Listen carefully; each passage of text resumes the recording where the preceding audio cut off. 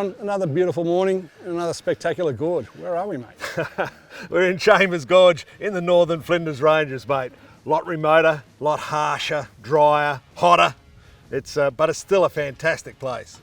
Mate, you hear, everyone talks about the Flinders Ranges, but the Gammon's a bit less known. What is the attraction up here? Well, I think it's the remoteness, the isolation, and it's this red raw rock you get up here, and it's just everywhere. It's fantastic. Yeah, speaking of that red rock, yes, Arkaroola. Everyone knows about that place. Yep. We're going to head up that way?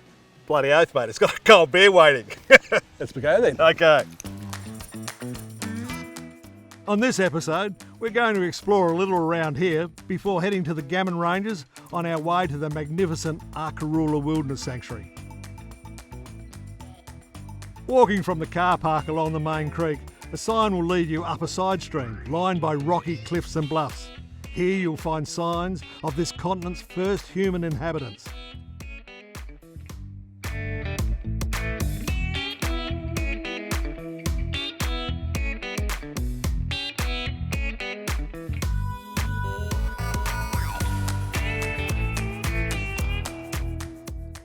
We're told that all these symbols have specific meanings. The single circle is a camp or a gathering of people. The multi-circles, inside one another, indicate a waterhole, while animal tracks of kangaroos, emus and bush turkeys can also be seen, amongst other signs from the past. Unlike the fabulous art you'll find in Arnhem Land or Kakadu or Kimberley, down here in the Flinders Ranges, most of the art takes the form of petroglyphs, where the artist chipped into the rock, taking hours to form these images. Throughout the Flinders you'll find places like this. There's very, very little painted art here, but down in Sacred Canyon near Wilpena is another famous site. Images from the past, from about 20,000, 30,000 years ago. It's incredible that they're still here.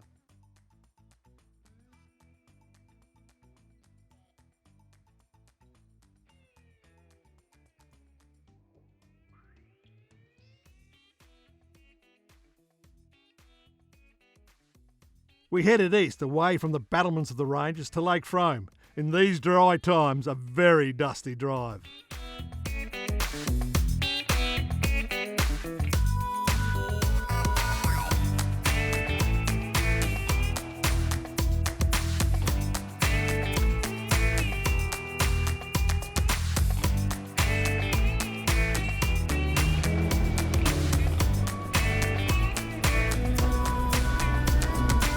Some people say this fence, the dog fence, is the longest man-made structure on earth, even longer than the Great Wall of China. And as we know, that kept the rabbits out of that country. This one is designed to keep wild dogs out of the sheep flocks of southern Australia. It stretches from the Great Australian Bight around the top end of the Flinders Ranges and all the way up to southeast Queensland. Along this section, it's running down the edge of Lake Frome, and you'll pass through it on the way out to the lake.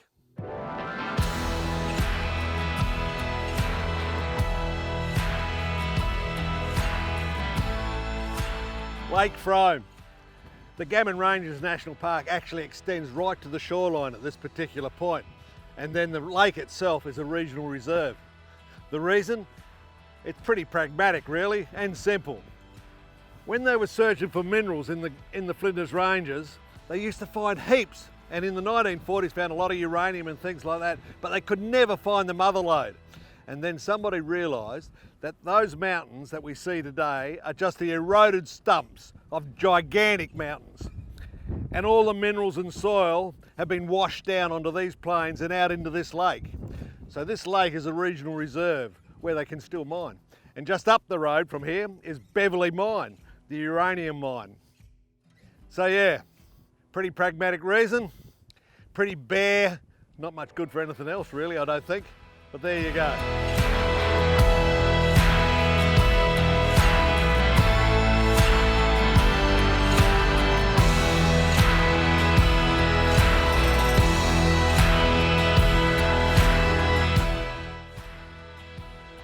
We took the dusty track back to the ranges, skirted the great bluff of Mount McTaggart and passed through the Balcanoona Range into the Illawatna Pound. And on the edge of Balcanoona Creek, we found Grindles Hut.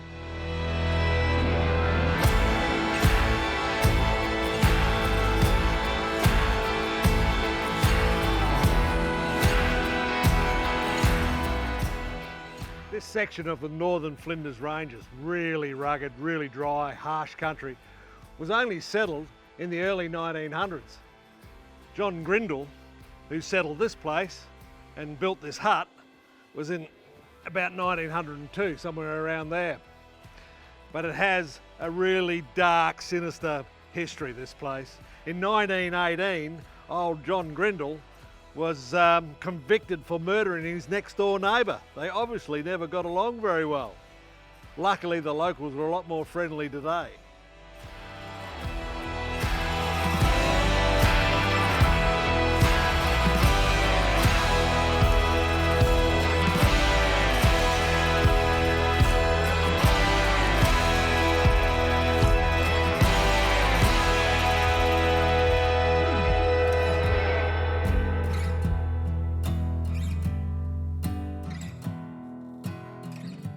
In all the national parks in the Flinders Ranges, there's a plethora of walking trails to enjoy.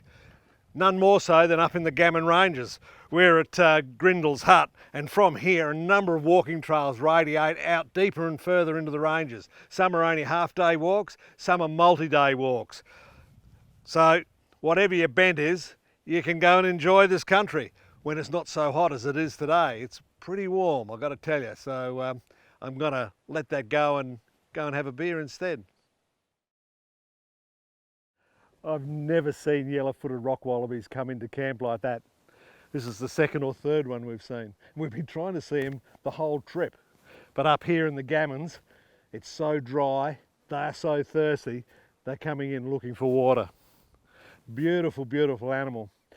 Just gives you an indication though how hard this drought is and how hard it's biting in this country. You only got to look at the trees and how they're wilting. And these beautiful animals are coming in on survival mode. After a pleasant camp with our rock wallaby friends, we headed off deeper into the national park.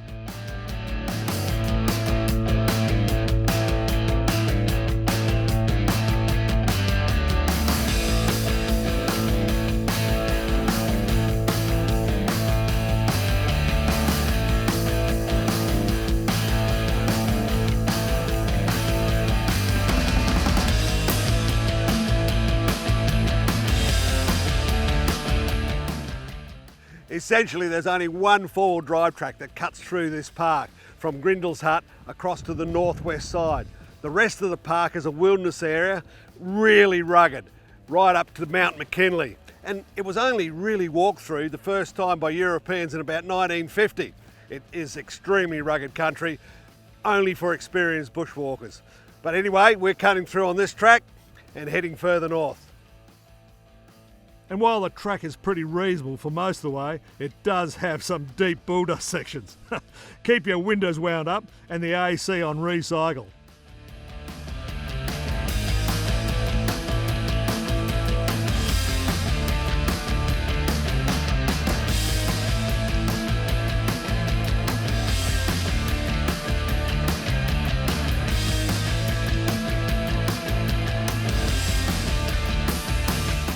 Scattered through these rugged, dry hills are the signs of pastoral settlement.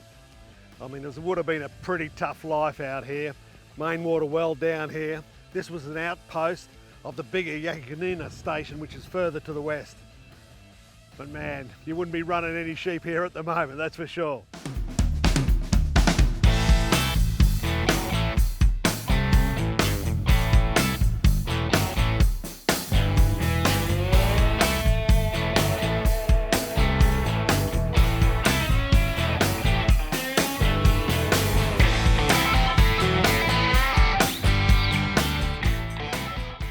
From the old outstation, we took a little used track north through the park to some old mining ruins.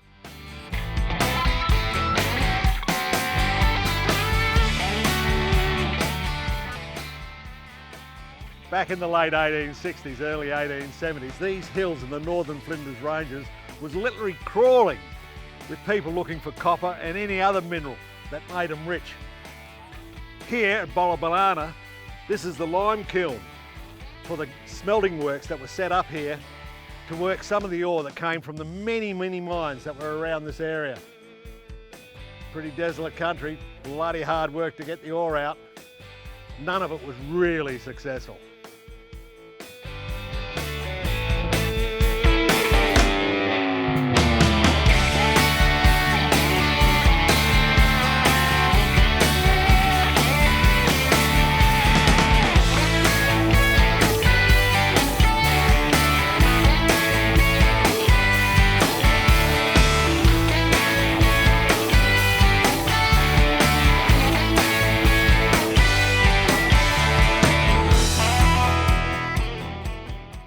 From Bollabalana, we headed deeper into the ranges to one of the great mines in the region. But first, a word of warning.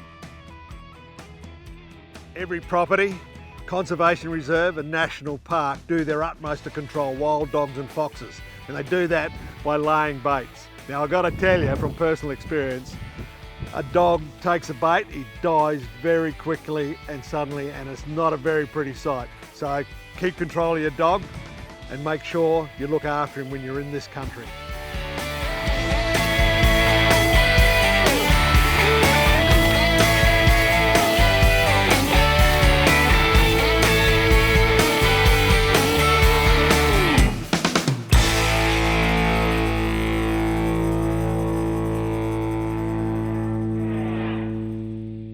Here at Yonder, which had been discovered in about 1860, it's one of the richest mines in the area, assaying out at about 50% copper. As a bit of a publicity stunt, they dragged a 4-ton lump of ore down to Adelaide and dragged it through Rundle Street to raise some money for the place. But the tyranny of distance, rough tracks and remoteness really killed this place before it even really began, which was a pity. However, all around this country, there are dozens and dozens of mines and mine shafts. So if you go exploring, be careful.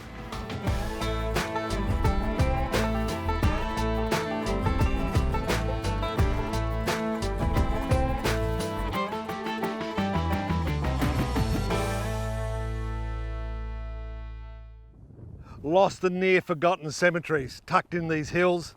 I mean, there's dozens of places like this all over Australia. Here's James Arthur Greenwood. He was one of the pioneer miners up in this area. Died in 1903. But the most poignant one is this one down here.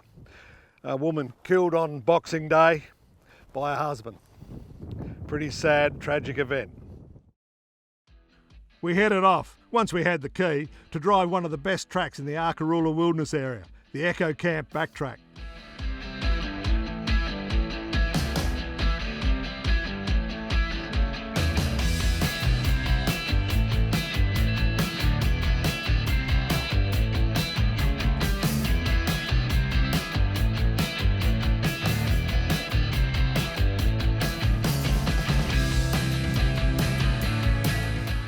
Echo Camp waterhole has always been considered permanent, but as this drought has proven, that theory is very wrong. We're at the site of Echo Camp, where the early prospectors used to camp while they were exploring this area for minerals. W.B. Greenwood discovered the radium field up here at Mount Painter in about 1910. They didn't know really what they were looking at. That led to the discovery of uranium in these hills, the first such find in Australia. Some say that uranium was used in the first atomic bomb tests in the United States in the 1940s. And this arrow points up Radium Creek, which Greenwood had discovered when he was searching through these hills.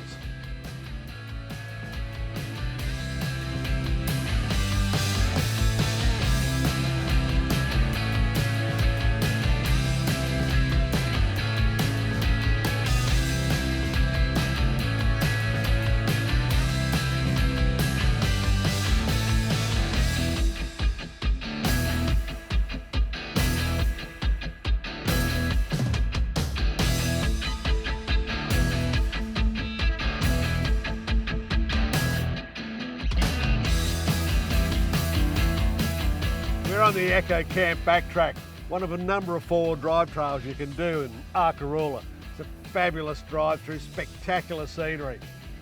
But when you do this track, you end up getting a key from reception and you sign in and sign out. A few years ago, a bloke came out here on his own, got stuck, ended up walking away from his car and dying of thirst. One thing you never do is leave your vehicle. And out here, somebody will come and get you. No matter where you are though, don't leave your vehicle. A vehicle is always easier to find than somebody walking solely around in the scrub. Anyway, let's keep going. This is fantastic.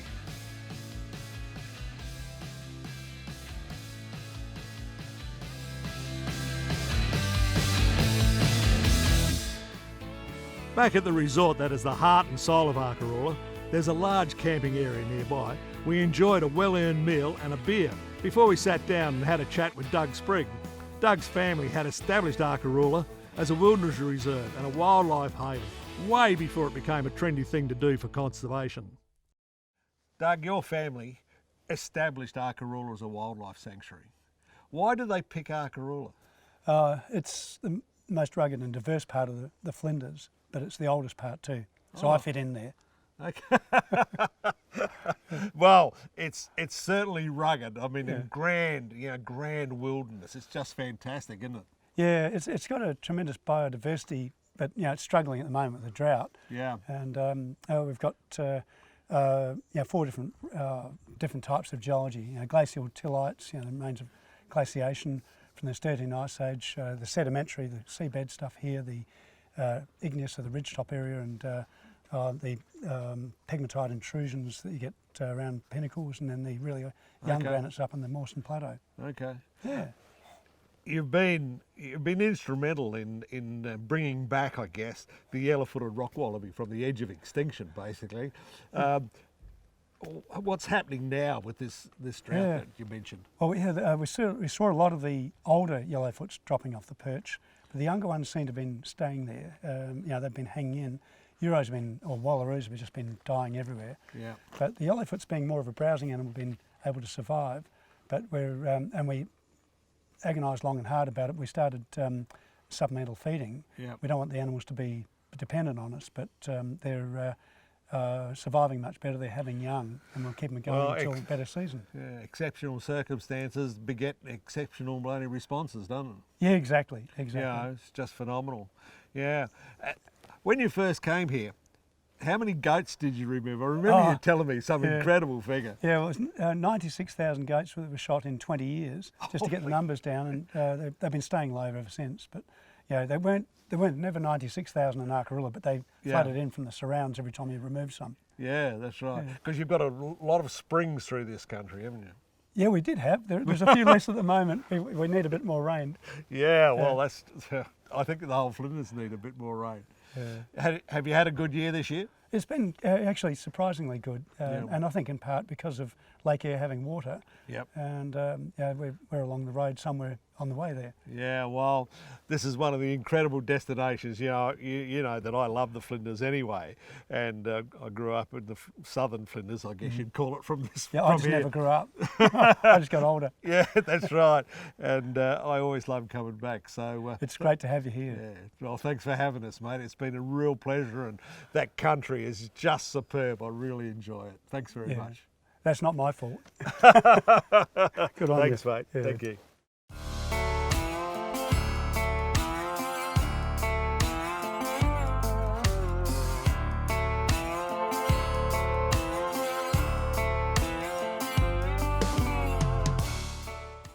Next day, with special permission from Doug, we took the drive out to Silla's Lookout.